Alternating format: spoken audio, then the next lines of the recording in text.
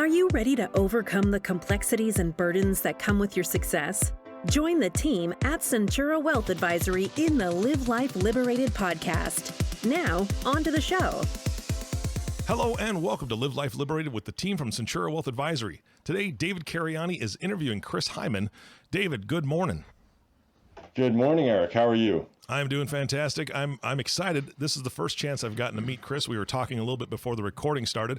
Why did you bring Chris on the show today?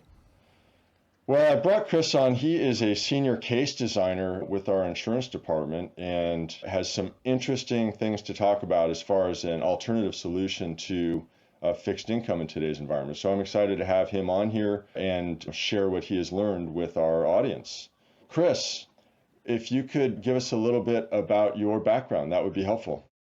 Yes, thank you. I live in Wilmington, Delaware, actually, which is about 3,000 miles away from the Centura home office. I always get jealous of the San Diego weather report out there, but that's okay. But to give a little bit more about me. I grew up in Wilmington, Delaware. I went to the University of Delaware, where I majored in accounting, and I've been in the financial industry since really 2007, with a focus on life insurance for the past 8 years. The previous firm I worked at before joining Centura was a member firm of M Financial Group, which is reinsurance and distribution company of life insurance with about 155 member firms countrywide. And with that firm, I really learned the ins and outs of the business. We focused on a lot of life insurance solutions for estate planning, and my main role there was to design solutions, design life insurance solutions for different needs. I did a lot of competitive pricing analysis and a lot of estate planning analysis there. We also dabbled in executive compensation planning. But look, in November 2020, I had a chance to join the Centura team and really haven't looked back. And it's been a great experience. The comprehensive planning that this firm does is very unique in the industry. It's like nothing I've ever seen. And it's just been great. It's been great to come aboard and soak up a bunch of this knowledge. Very, very happy to be here. We're thrilled to have you, Chris. And let me say, we've been able to reap the benefits right off the bat with you joining the firm and the project that you've been working on. So, let me just sort of set the stage why we're talking is that the issue with the bond market today is that historically bonds have been used to offset portfolio risk that comes from equities. And there's that sort of classic seesaw when one goes up, the other goes down. And we're looking at an environment as we go forward where that may not be the case. We're seeing equities at high levels, and we're also seeing bond prices at high levels because the yields are so low. In fact, the yields have been coming down for 30 years, which has created a great run for bonds historically as their prices have continued to go up. But now we're at a point where when you look forward, it's just not that exciting. The returns are sort of dismal. We're looking at rates at lifetime lows, not much lower to go. And the fact that basically fixed income is not going to provide you that downside protection or much of an absolute positive return as it has done over the past 30 years. The Fed is starting to rumble about potentially stopping some of their quantitative easing policies and buying bonds, and we know that inflation is going to be picking up here. So there's a lot of concern about rates rising. And if rates rise, you could take those tiny yields that bonds have right now and wipe them out with a negative return on the actual price of the bond that may be a larger negative return than the actual yield you're getting. So you may be looking at a total return that's negative on bonds on a go-forward basis. From a portfolio design standpoint, we have been looking for alternatives to replace or augment a classic fixed income allocation. And Chris, that's a project that I know you've been working on quite a bit and had some very exciting and fruitful results. Can you tell us a little bit about that? You hit the nail on the head. The negative skew of bond investment has increased, so there's decreased upside and greater downside. We've definitely sought out potential alternative solutions to bond allocation. We want a solution that limits the downside exposure while having the potential for increased upside return. And we landed on a great alternative, which is life insurance, and in particular, a style of index universal life insurance that's designed to cater to this need. How do we land upon this, or how do we land upon life insurance as a potential replacement vehicle? Well, to gain insight into a very similar strategy, we can look at banks, and in particular, something that's called BOLI. So with bank, and that stands for bank-owned life insurance. And basically, banks have been doing this style strategy of utilizing life insurance as a tax-efficient investment tool and replacing some of their low-yielding investments really since the early 80s. This is classified as an asset on the bank's balance sheet. So the transfer of funds to the life insurance is balance sheet neutral. And what they're permitted to do is they're allowed to invest up to 25% of their Tier 1 capital, which is their safest capital, into life insurance and into these BOLI products. And to give an idea on how popular this is within the banking industry, if we look across the entire industry, roughly 64% of banks own some percentage of BOLI. Just off top, I'll give a few examples. Based on data as of December 2020, Bank of America held roughly $22 billion in BOLI. Wells Fargo held roughly, I want to say $19 billion in BOLI, and PNC Bank held roughly $9 billion in BOLI. The banks are into this. Typical returns in this BOLI space are in the 2 to 3% range. And there's also downside protections. There's a minimum gross interest rate that the policy performance can't dip below. They only select top-rated carriers. So if we're boiling this all down to why do banks ultimately do this, the number one glaring reason, as already mentioned, is to replace low-yielding investments with a product that provides a greater return, is liquid, and is safe. And then if we just look at the typical advantages of life insurance in general, you're going to get tax deferred earnings, so there's no taxation on the growth of underlying assets. You get a step up in basis at death, which translates to tax-free death benefit to the beneficiary, which in the case of BOLI, that would be the bank. You have access to policy cash value via loans and withdrawals. There's no recognition of gains on trades or when switching investment options within the policy. And in the case of BOLI, there's zero surrender charges. So there's not an additional charge just for surrendering the contract and taking the cash value. There's no penalty for that. So really the main question is why we ask ourselves, why wouldn't the same strategy of replacing low-yielding investments by utilizing life insurance that banks have done for just under 40 years, why wouldn't that be applicable to the individual retail marketplace? So this is not a novel concept. This is something that the largest financial institutions in the country have been utilizing for years, nearly half a century. That is correct. I guess the trick that you're trying to solve for is to create this for an individual investor as opposed to a large institutional investor. Is that the challenge that you've been presented with? That is definitely the challenge that we've been presented with, and finding a carrier and product where we can design that specific policy to cater to those needs. And there's some parameters that we have to hit, obviously. When you say life insurance, it makes people jump to certain preconceived notions. Can you explain what kind of policy this is that would be applicable for an individual to replace a bond as a part of their portfolio? Yeah, no, absolutely. First, I think it's important to note first and foremost that even though this is life insurance, this isn't a traditional life insurance play. It's an investment strategy with the added value of having a death benefit. So the death proceeds are really secondary, and the life insurance policy functions as a Swiss Army knife in that regard, where the primary goal is cash and the secondary goal is the death proceeds, which would go to beneficiary. So I think to answer your question, when people typically think about life insurance and cash value, they think of tied up money to a degree, whether they're doing a protection strategy where it's low premium and high death benefit is the focus, or in more of a cash accumulation strategy where high premium and low death benefit is the focus.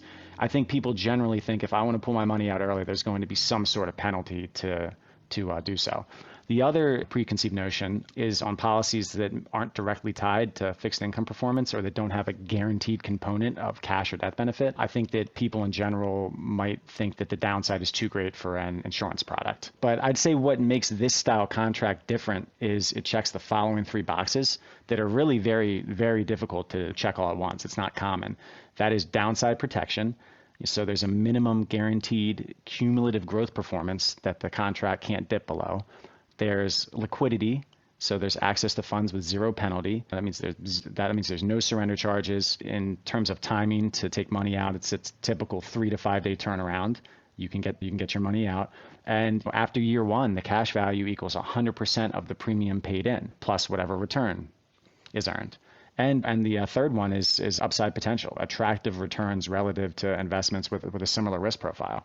So this style policy that we're talking about, this strategy hits all of these markers, which again is very unique in the insurance industry to be able to hit that trifecta. Those are certainly attractive features. There's no doubt about that. Can you explain how a policy like this works? I absolutely can. And hopefully I don't get too in the weeds with this. So pull me out if I do, David, please. We'll be sure to do that. Well, first, it should be noted again that we're talking about an index universal life policy type. A way to summarize this, and one of the most commonly coined phrases for IUL, as it's called in short, is that it provides downside protection with upside potential. So number one, as we're designing this, we're going to be maximizing the funding in the contract based on the amount of premium that the client wishes to allocate. So the premium is just going to be the cash investment going into the policy. What this means is we're minimizing death benefit as close as possible to that premium amount in order to lower the drag of the policy charges. With an investment, it's the drag normally is tax drag or some sort of maybe asset management fee that's being applied that's cutting into that return. So with life insurance, it's typically the policy charges. We want to minimize that by lowering the death benefit as low as possible. So that's number one. Number two is there's basically two main investment choices to select from within this policy type. You have an indexed account and you have a fixed account. So with the indexed account, which is the most commonly used within this policy, within an IUL, the performance is derived from the movement of an underlying index over a specific time frame. We tend to allocate to a 1-year indexed account where performance is tied to S&P 500 movement over that year.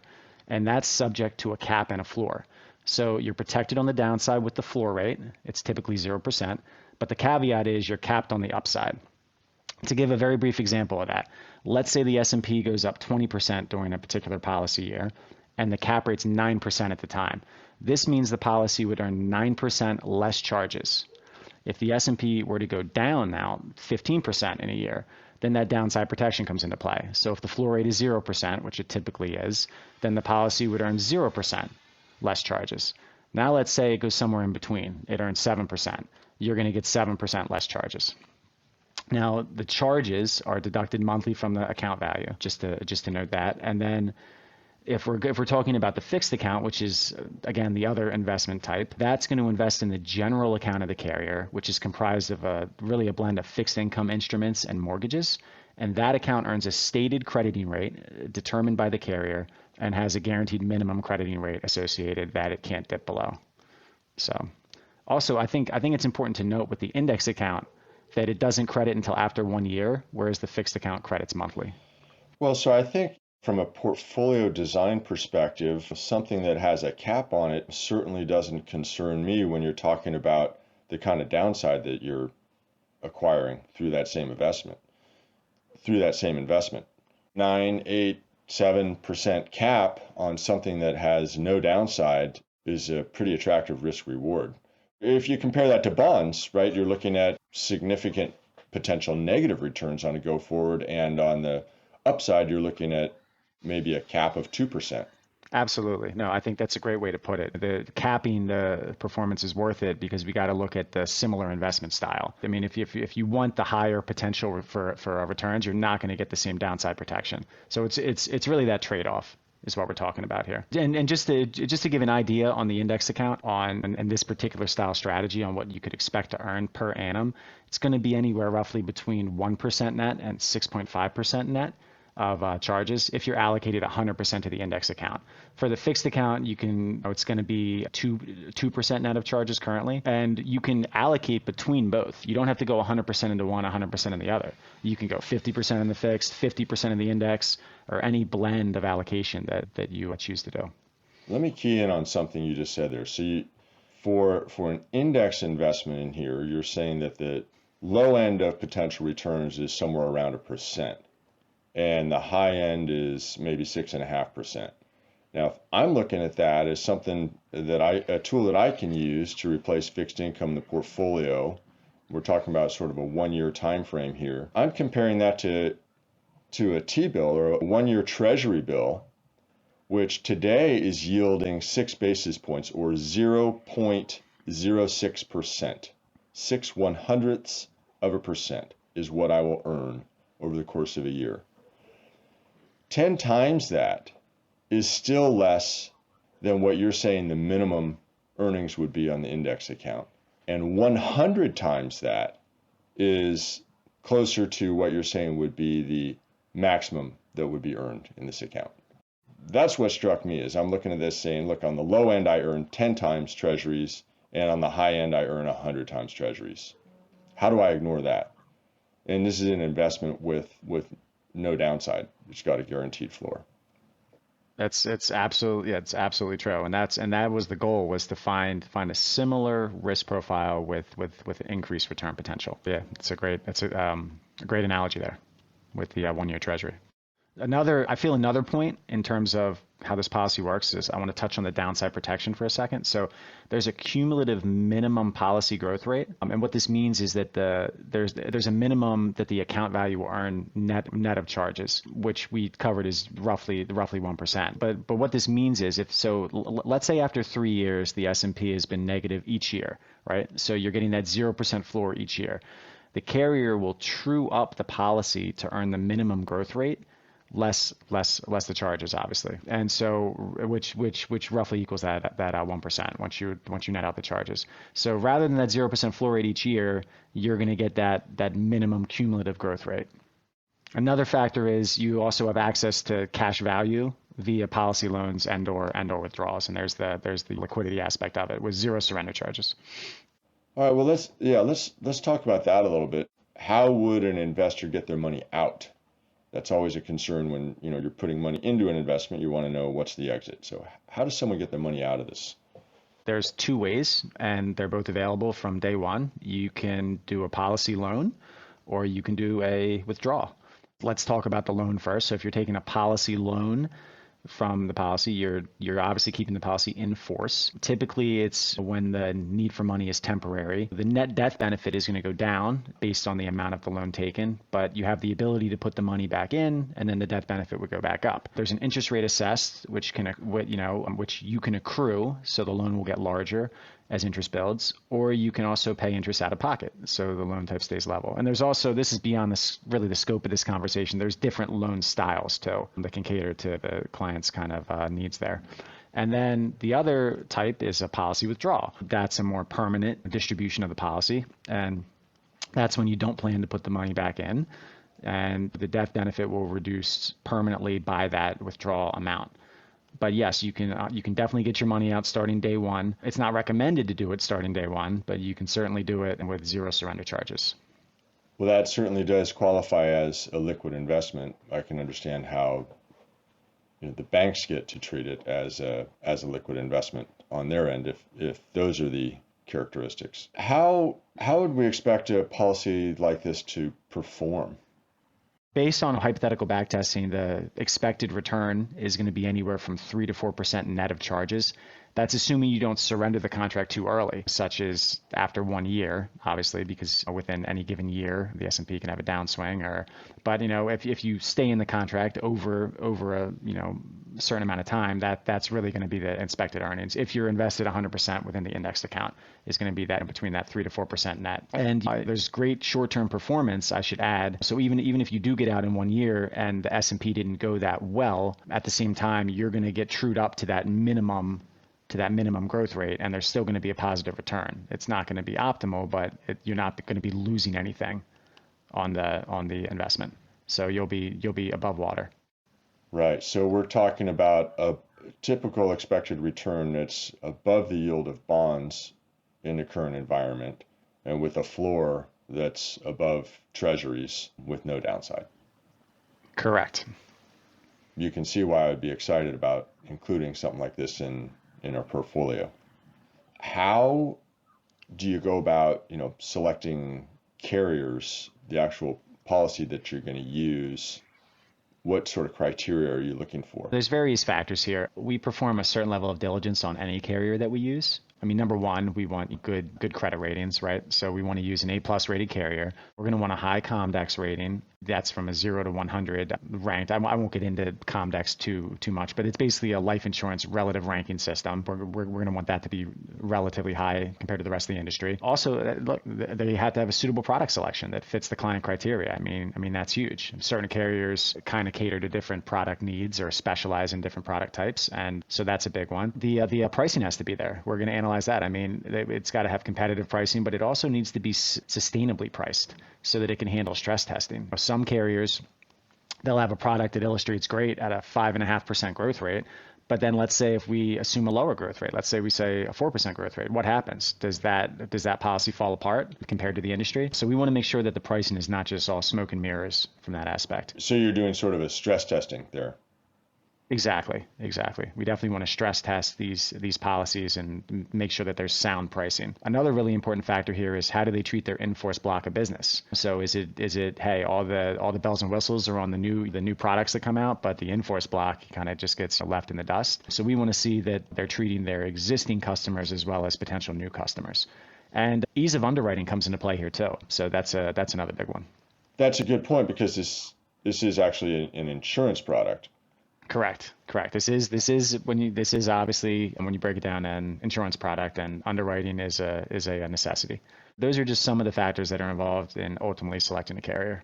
Well, it sounds like a lot of diligence is done, and you've been successful in finding carriers that fit the bill as far as checking the boxes.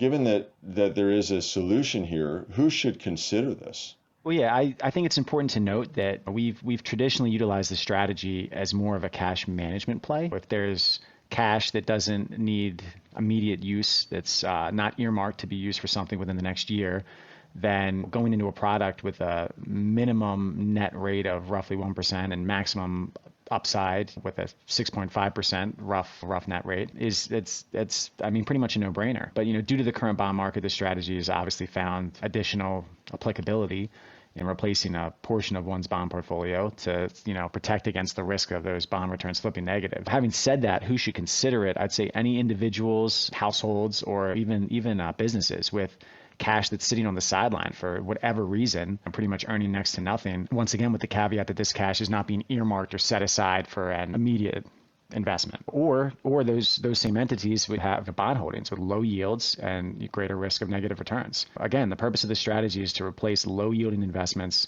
with a strategy that provides potential greater returns and downside protection. And additionally, if someone looking to maybe diversify or utilize life insurance as an asset class with a shorter to midterm investment horizon. Okay, well, that's something that struck me. And when we're talking about using it as the fixed income replacement, we've been running with that and trying to incorporate it into client portfolios wherever possible on that fitting into that category of those that are sitting on low yield bond investments. So I think that's really compelling. If you could explain a little bit about who is eligible, what types of accounts can hold this type of insurance.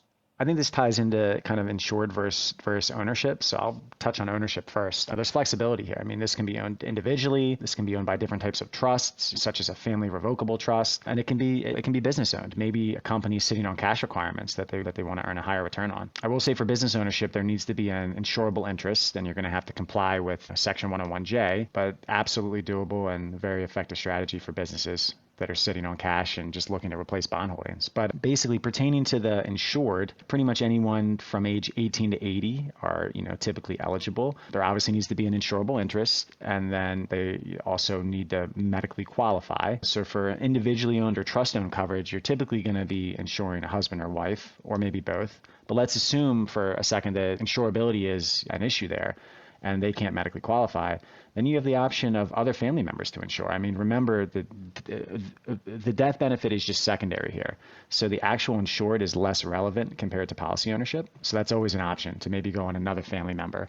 And then for business-owned coverage, the insured is most likely going to be a key person to the business. That way you're justifying the coverage on that individual. And then there's flexibility there as well. If you have multiple key persons and someone can't qualify, you have someone else to choose from. And then touching on the account aspect of that question, let's say funds are in a qualified retirement account or IRA, then implementing the strategy becomes it becomes pretty challenging. Look, there's obviously a taxable event if you distribute money out of those accounts to pay for outside life insurance. So you would need to hold the life insurance inside the IRA or the qualified retirement plan. Number one, you're not allowed to own life insurance inside an IRA, so that's out of the question.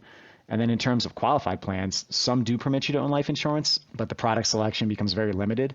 So although doable, there are obstacles that are really beyond the scope of, I would say, this conversation, but that is doable. But for the most part, other than that, if there's money outside of a qualified plan or IRA, so you're not receiving the qualified tax benefits, then those funds can absolutely be applied to the strategy. So you're talking about in your typical family trust account or individual or joint account, or just a general corporate account that's not in some form of a retirement structure.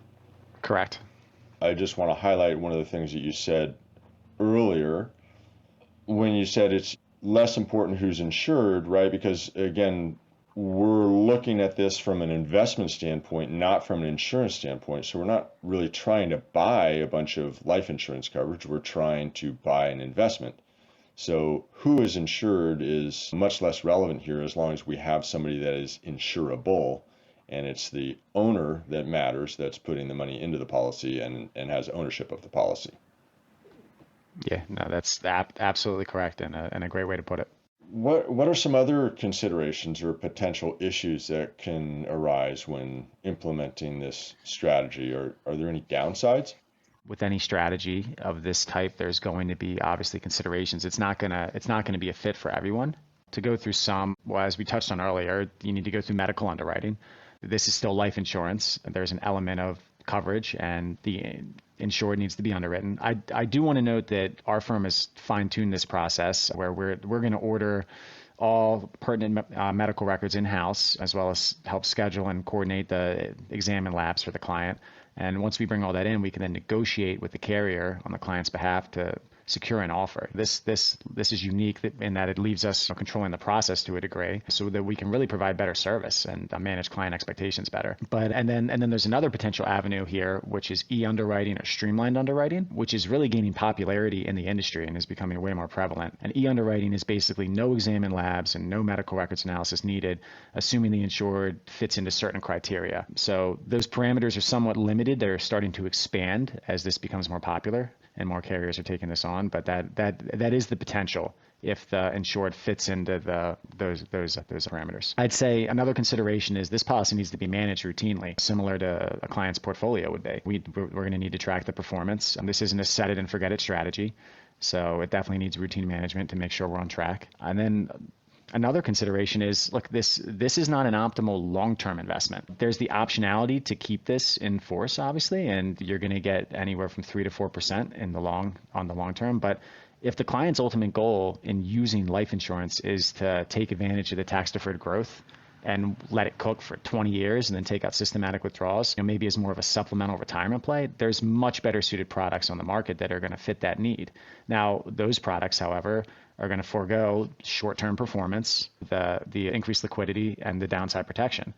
So that's one thing to consider, is that if you have a long-term investment and that's how you want to use life insurance, this isn't the style product you would want to do. And then look, the last thing I'd really want to maybe mention here is, in terms of considerations, is that the cap rates and crediting rate are not guaranteed. So they can be lowered at carrier discretion. But at the same time, a couple points on this. One, we always have optionality to leave the contract. There's that liquidity. We manage these policies routinely.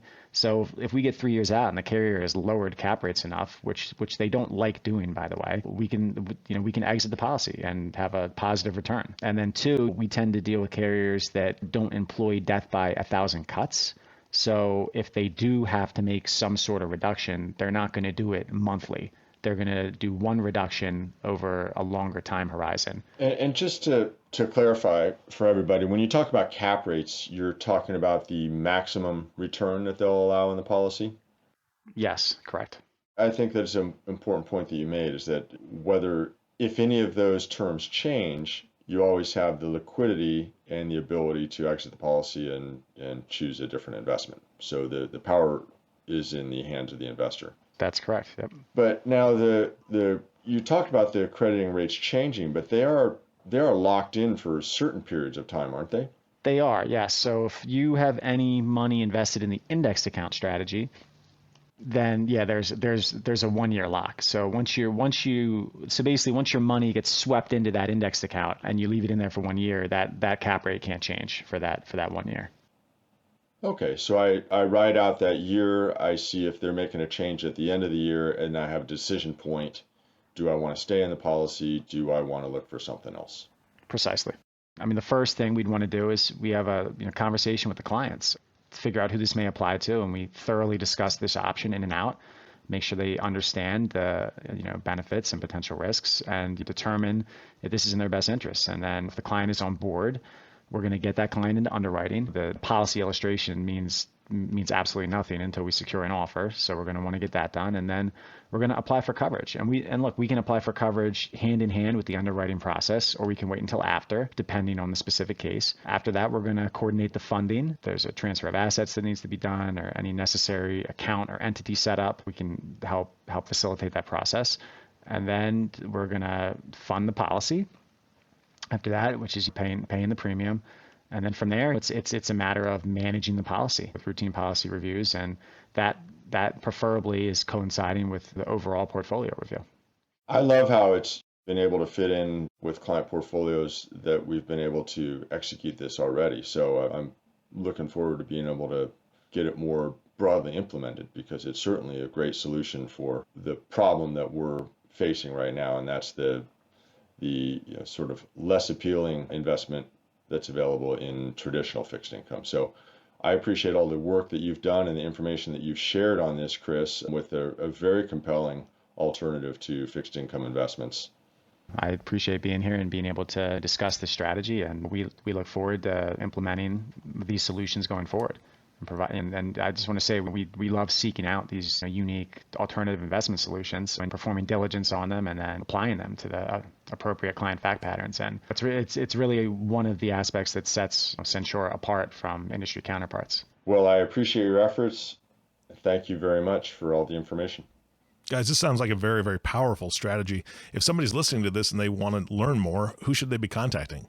They should contact their advisor at Centura, or if they don't have an advisor at Centura yet, they can contact our main number at 858-771-9500, or of course, visit our website at centurawealth.com. Absolutely. That's fantastic. Chris, I'm so glad you're on the show today. Thank you for being here. David, of course, thank you for bringing him on and running such a great interview with such amazing information. I mean, it sounds very powerful, and I think that a lot of people can take advantage of that service and see some real change in their portfolio. But our last thank you always goes to you, the listening audience. Thank you for tuning in and listening to the Live Life Liberated podcast with the team from Centura Wealth Advisory. If you have not subscribed to the podcast yet, please click the subscribe now button below. This way, when they come out with a new podcast, it'll show up directly on your listening device. This makes it much easier to share these podcasts with your friends and family. Again, thanks for listening today. For everyone at Centura Wealth Advisory, this is Eric Johnson reminding you to live your best day every day. And we'll see you next time. Thank you for listening to the Live Life Liberated podcast. Click the subscribe button below to be notified when new episodes become available. The information covered and posted represents the views and opinions of the guest and does not necessarily represent the views or opinions of Centura Wealth Advisory. The content has been made available for informational and educational purposes only. The content is not intended to be a substitute for professional investing advice. Always seek the advice of your financial advisor or other qualified financial service provider with any questions you may have regarding your investment planning. Centura Wealth Advisory. Centura is an SEC registered investment advisor with its principal place of business in San Diego, California. Centura and its representatives are in compliance with the current registration and notice filing requirements imposed on SEC registered investment advisors, in which Centura maintains clients. Centura may only transact business in those states in which it is notice filed or qualifies for an exemption or exclusion from notice filing requirements. Past performance is no guarantee of future results. Tax relief varies based on client circumstances, and all clients do not achieve the same results.